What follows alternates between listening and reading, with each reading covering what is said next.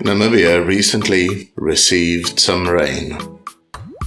Most of the rivers in Namibia do not flow all year round. In fact, some years go by without them flowing at all.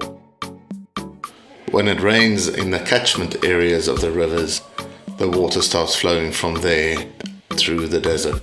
It creates quite a surreal landscape where the water is flowing through the desert where no rain fell at all.